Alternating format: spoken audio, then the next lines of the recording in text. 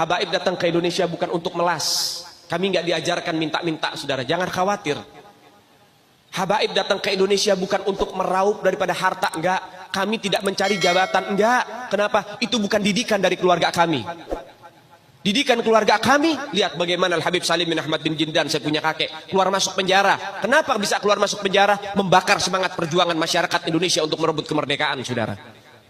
Al-Habib Ali bin Abdurrahman Al-Habsyi Kuitang, beliau yang memfatwakan ketika tanggal 17 Agustus Soekarno membacakan teks proklamasi mendeklarasi daripada kemerdekaan Indonesia. Beliau di hari Jumat itu, ba'da Jumat beliau fatwakan, sekarang saya fatwakan setiap tanggal 17 Agustus wajib pasang bendera merah putih di rumah-rumah kalian. Siapa yang nyuruh? Itu fatwa Habib Ali bin Abdurrahman Al-Habsyi Kuitang. Bendera merah putih, siapa yang memberikan instruksi kepada Bung Karno untuk membuat bendera merah putih sebagai bendera Indonesia? Itu adalah fatwa Al-Habib Idrus bin Salim Al-Jufri Palu Al-Khairat. Lambang negara Garuda, siapa yang buat? Al-Habib Asy-Syarif Hamid Al-Gadri dari Pontianak, keluarga baginda Nabi Muhammad.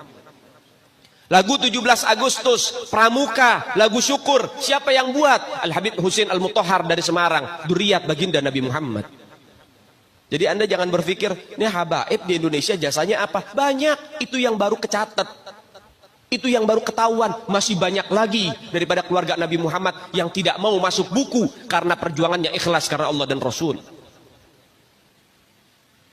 Banyak, saudara. Siapa Imam Bonjol? Semua pasti bilang pahlawan. Betul apa enggak? Imam Bonjol pahlawan Indonesia bukan? Pahlawan nasional bukan?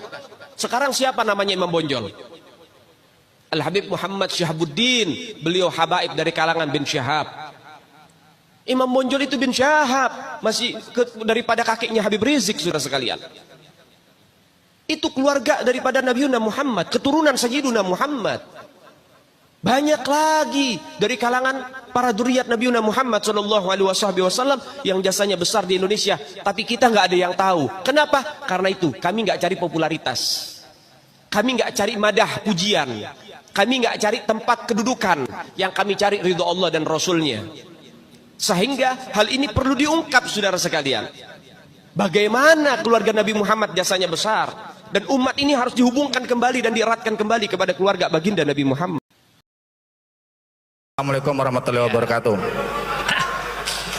Monggo Profesor, langsung.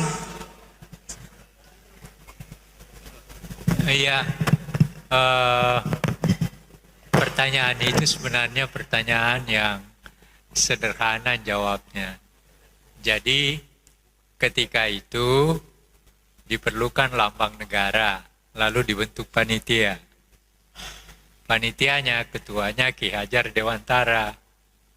Lalu anggota panitianya ada Yamin, ada Sultan Hamid. Nah, lalu ada dua dari sekian banyak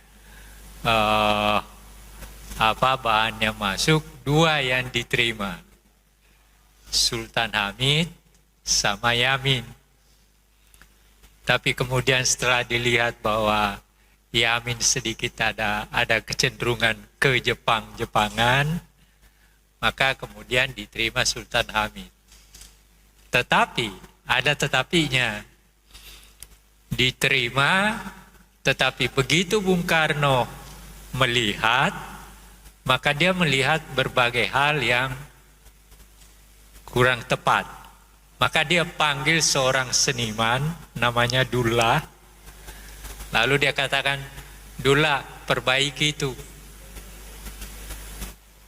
Maka diperbaiki. Jadi yang kita lihat sekarang itu bukan asli dari Sultan Hamid, tetapi itu adalah perbaikan dari kehendak Presiden Soekarno yang ditugaskan kepada seorang seniman yang bernama Dullah.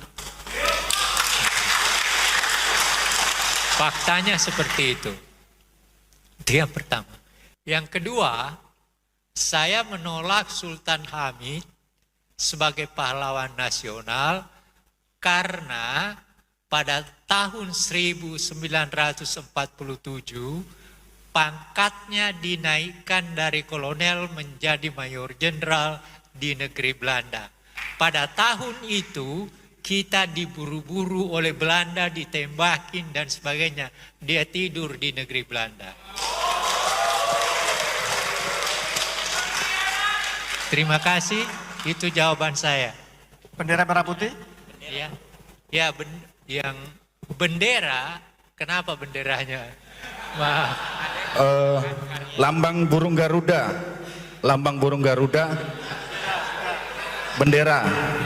Bendera merah putih konsep Habib Alikuitang. Nggak benar.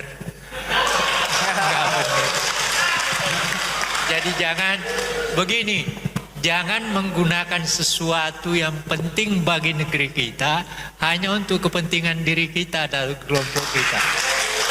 Terima kasih. Yang ini Prof, izin.